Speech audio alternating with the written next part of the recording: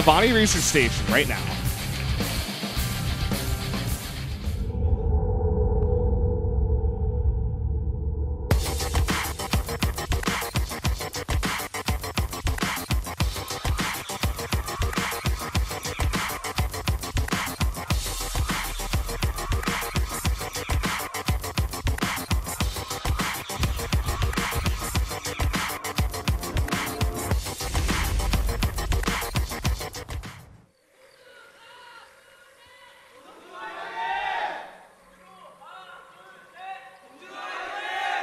Up here in the north, in the blue, our Terran player from the generic Green Wings. He is Maru.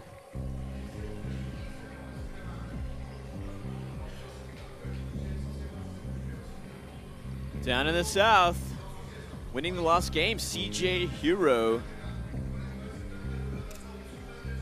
Adding Storm, winning the game pretty flawlessly.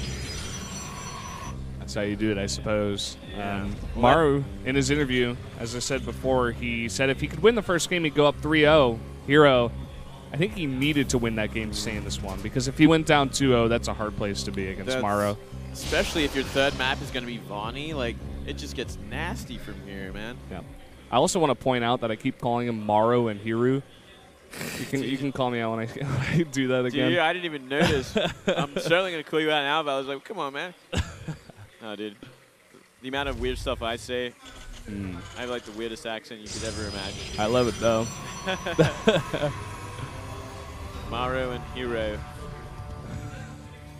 You can go with that. You trying to be an Aussie or something? Yeah, I'm trying. It's not working. It's herO. herO. Maru and herO. No, we didn't sound like that, fellas. How dare you? I'm sorry, Moonlight. I wish I could put on a Bergen accent voice right now, but I'm just not that good. You made a good joke before, though, Oh, about your rat tail. I liked it. Well, it's what they have, man. I might as well be honest about it, or people are going to say, you look like a Bergen today, Moonblade. You're like, yeah, I do. So, yeah, actually. So what? What, you got something against Bergens? Oh, you do? Yeah, fair enough. Yeah. No, that's fine. Look at this. We're going to have double gas pretty fast, but not using the gas just yet. He only had one probe in there for now. Yeah, he's got one probe in both gases, actually, so starting off real cheap. It's like a very slow add into gas. You know what this could be is like tricking Maru into thinking he's got a proxy somewhere out in the map when actually he won't have enough gas because he's slowly putting in the workers. Yeah. That could be it. If he does eventually fill it up, that is. It seems like he's being like a very greedy kind of build. Like he's adding them now after he's got 16 probes on minerals. So it's like a gradual sort of addition to him. Not really cutting minerals at all for the gas, but having that option there. Getting a very quick nexus. Yep, and we'll use the gas on the Mothership Core and the Warp Prism. Or not the Warp Prism, the Warp Gate Research. Brodus going to kick that SCV out. Stop the scouting before it actually gets important. There's going to be a Stalker, Warp Gate. No tech choice just yet. I'd like to see Stargate on this map. I want to see herO try that Phoenix build, Valdez. I want to see that next. If there's any map to do it on out of the next three, I'd say it would be this one, especially. The only scary thing is, though, that we have seen how Maru deals with it, and it's kind of insane. He just shuts it down completely. He throws Widowmines and Medivacs into it and then wins anyway. Yeah. Maybe like 3 or 4 Phoenixes just to stop the mines from happening, but besides that... Oh, no, big mistake. He saw that. Yeah. He saw that, fellas. He knows exactly the same thing's going to happen. It's going to be that Twilight opening, probably into the Robo. Yeah, and look at this. A very similar build for Maru out of what, compared to what he did in game number 2. It's going to be 1 Widowmine, probably 2 Hellions coming through into that Medivac, and maybe just push the front with the Marines and go for a drop in the back. Yeah, it looks like it. He's got 8 Marines this time around. More than 6. Less than 9. Yeah, that's true, Moonglade. Thanks for letting us know. 4 times 2 equals Valdez. 8. Thanks, man. All right. I got your back. 2 Hellions out so far. Ooh, it looks like it's going to be a drop with 1 Widowmine and 6 Marines. Probably a bit more, makes a bit more sense on this map as well. You know, 'cause it is that pocket natural. A little bit harder to just run up the ramp to the main base. trying to shut stuff down. Probe is going to see the Hellions there, so he should be ready for that. He can even put the Stalkers on the ramp if he really wants to. There we go. And let's see where this drop goes. It's at the pocket natural. Is he going to try and trigger that photon overcharge, make it into the main base? Would be the smart choice. Oh, looks. Oh, hero's making him commit for it there. Oh man, look at this, the Widowmine positioning. Oh, It's going to be right there on the ramp. And now he's going to push up the front and come in through the back. Widowmine scuttling into position. Hellion's getting a lot of those probes low once again. Oh, I got him. He got the Observer. Oh, but the Widowmine hits the Observer. Oh. But he's still going to get quite a few probes from this after all, Valdez. Oh man, look at how much damage this is doing. 10 probes go down. Second Observer pops out, though, and it will kill the Widowmine, so everything will be shut down eventually. Oh, and he didn't see the Dark Shrine this time. No. Well, let's see if he goes for that safety turret like he's been doing just about every other game as well. Well, he will make that Raven. Will save him this time, even though he doesn't know about the Dark Shrine. He may have just been making the Raven for the Observers, but will be very useful against the Dark Templar, too. Very smart sort of style against herO as well, because he does like to make like a lot of additional observers on the map, clear them all up, and he's in the dark essentially. This is such a cool build out of the Terran, by the way, out of Maru. If I were a Terran player, I'd be using this a lot on the ladder. It just makes you safe against a lot, but also adds in a lot of harassment. Yeah. You're constantly in the face of the Protoss. And Photon Overcharge activated. Let's see if Maru simply sacks this. Looks like he will. Yep. Not a bad choice. He's going for as many kills as possible. It's only going to be 5. Uh-oh, DT into the natural.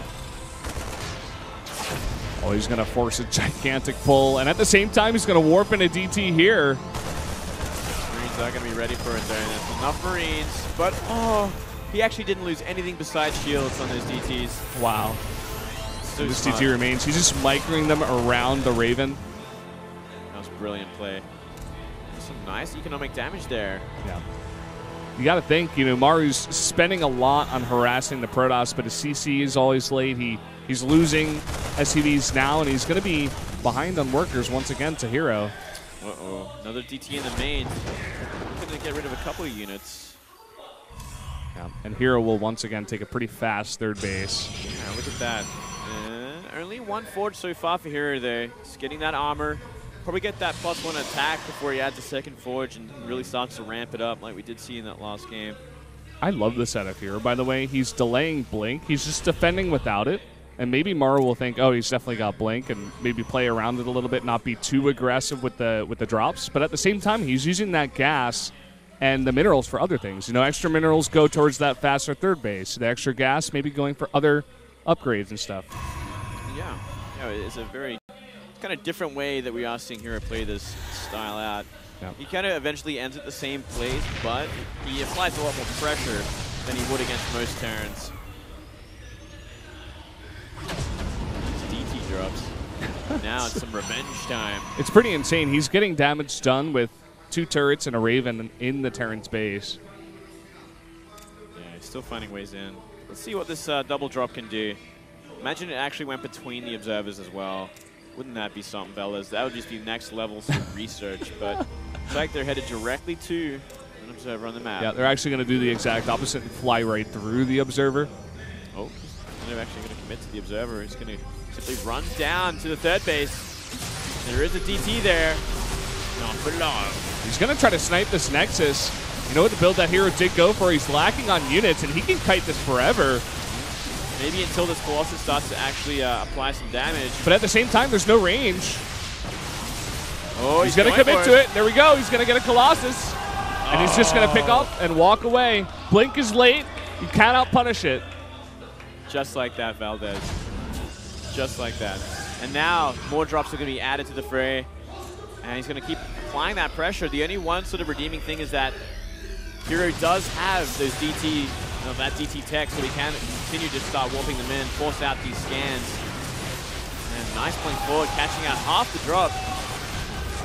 Yeah, he finishes that blink. He wants to make it work for him, that's for sure. And the Korean casters got very excited, but the blink comes back up, and herO will save the majority of his stalkers. See that red dot on the map in the top right is another War Prism. And one scary thing about this Valdez is there is no turret in the natural. Oh, what? There is no turret there. So if herO, you know, off chance decided to warp in a DT, he could do so much economic damage there. Oh, man. I just assumed there was a turret. Me too, until I checked, and now it's kind of scary, man. Observer PC coming through once again. Observer PC hacks. We're going to see a bit of a double drop coming in here. Scan, he's going to see all the stalkers in the back. Will he go for the third base? He's thinking about it. There's so many Blink Stalkers there. They're 11 currently. He's found another Observer, so he might just want to deal with that. Does he see it, though? Okay, he will see it now. You know what we need to see right now, Valdez? We need to see a first-person view. Oh, yes, we do. I cannot believe we can't see it right now. This is the time. This is the time we need to see Maru and what he does. Here we go. PDD coming down. He's going to take a straight-up fight. That's a lot of stalkers, and the two Colossi in the back are not going to be able to be punished. Getting rid of a lot of those stalkers. Oh, big blink forward. Ballsy. Keeps a lot of them alive there. You're going to lose that Raven. Nearly. Just barely keeps it alive. Okay, there it is. Blink to take it down. Oh, he's trying to get away. Should be one more blink forward for it. There we go. Oh, I don't know about that. Yeah, I just ran out of booster. But it looks like he should get away just the same. Yeah. More bio on the map. herO kind of edging ahead with all these trades. He's just been trading efficiently. He's upper base, and he has been for quite some time now. The only other thing is these upgrades are just kind of stopped for now. Sitting at 1-1. And Maru's only on +1. Yeah. Armor nearly done. We finally see him start the 2-2. And Maru's going to be slightly ahead. He's adding that second engineering bay in the armory. But again, the lead will matter. One Zealot going to delay that third base from dropping down a bit. Yeah, just for now. And look at this massive drop. 7 Medivac drop heading towards that pocket natural. I don't even think that it's going to matter that there's Stalkers here. He's going to try and just go for it anyway. And here we go. The boost has happened. So many cannons coming down. He's going to have 2 ready. But like you said, going for that Mega Drop. There's so much bio here and only half a Protoss army. He's looking to take down that Colossus. It will be protected, though. Yeah, that Stalker block just working until now. And the bio's going to getting smaller and smaller. Big blink forward, going to try and pick off as many Medivacs on the way out. A lot of exit kills there. The Stalker's not trading well against those Marauders, unfortunately. Maru finally lands down that third base. All right, so a little bit of economic damage, but not like groundbreaking in that pocket natural for herO. Now that third base is up and running. Just another very, even trade between the two players, and this is what you get at the top level. It's very hard to call one person ahead right now. No, it is. It really just comes down to the fights and positioning more than anything else with these two players. They just so back and forth. But let's see what this 2-2 timing is going to happen from herO. Yeah. See if we get anything done, because Maru's completely out of position for it. Yeah. I said it's hard to call, but at this point, definitely looking in herO's favor, especially as that 2-2 finishes up. Yeah, this gets a little bit more scary. But it's like Maru's just going to go for the Mega Drop into the main. Yeah. Why not, I guess. Let's see if he can hold his main base there. That's a pretty scary army that herO has. At the same time there, it's going to be a big base trade. One thing that's kind of favoring herO is the DT tech. Maybe Maru will want to try and deal with that pretty quickly before more and more get warped in. Yeah. It's definitely one big thing. Also, herO's got his Mothership Core with him. He can go for a recall whenever he wants. Not enough units here from Maru. He can't fight this off. And what we could see is actually herO dealing with the economy and recalling back perhaps to that third base. Yeah. Should be the last base to kind of go down.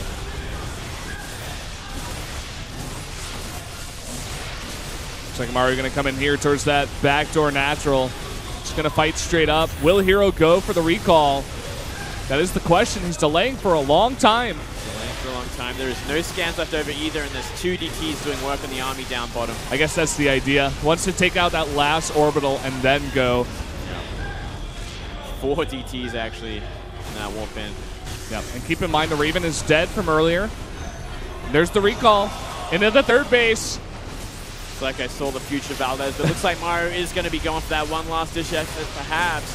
He's got no detection, though, for these 4 DTs, and he might just get chased down. He's going to try to boost away. Another nice blink in here. Going to try to take out some of these gateways. But at the same time, like you mentioned, no detection. He's going to try to remake a CC. So you guys can see the supplies in the top right. herO right now up 70. GG is called, and herO goes up 2-1. Oh, boy. Oh, man. What a great game. More great work from herO. Finding the right position to do a base trade. And, you know, with the DT tech, it just makes it so much easier. Now, we've seen herO add that DT tech at the same time every game. Seems like this is very critical to the way that he's playing these days. And nothing really stopping him. His micro with the Warp Prisms is very, very strong in the main base. Even with the Raven and a couple turrets, he finds so much damage. And like you were saying, Maru's skimping on the one turret in his backdoor. If herO had noticed that, herO could have even gotten more damage done. The scary thing as well is the fact that there's no ghost tech during this whole thing. And that's also another answer. It's a light answer to these DTs. Yeah. Because you EMP, you can see them, you can kill them. If he doesn't have that, then it's just going to be that much harder because you're going to have one Raven at the start. You're going to lose that eventually to Blink Stalkers. Then you're going to be relying on scans. You're going to run out of scans eventually, especially in a base trade when you're lifting your CCs or you're dealing with that at the same time. So herO's really figured out a great sort of style against Maru. Yeah, I'm loving it. And this time, herO goes in the lobby, says, you know, good job, you played well, GG, good luck. Maru says nothing. I'm sure he's pretty angry right now. He's like, man, I can't believe I'm losing to a Protoss. It's been a while. He's got to get used to this again, this feeling. You know. But well, let's see what he's going to cook up in game number 4 because he's got to think of something interesting. He's got to start. He's got to start adding ghosts, I think. He's got to win 2 in a row, Minglet. That's going to be pretty hard against herO. And yeah, I actually predicted Maru to win this whole thing. SSL once again. That'd be pretty cool, actually. Yeah, he's down though. Yeah, it's we'll going to see be how a he tough can one. do. It's going to be on Cactus Valley as well in game number 4. So thinking about this map, it is a bigger map. It's going to give, I guess, herO a little bit more breathing space. It's not the same kind of maps as the other ones. It doesn't have much airspace behind it. Like, it's not as vulnerable to drops as, say, King Sejong or anything like that. So I don't know. It's going to be a hard one. Yeah, and this is only the first match of the night, by the way. I've had so much fun in every single game. It's just been so dynamic and aggressive the entire time. But after this, we're going to go into Dream versus Life. Yeah. So don't go anywhere, guys. We're going to get more and more awesome games your way. More StarCraft.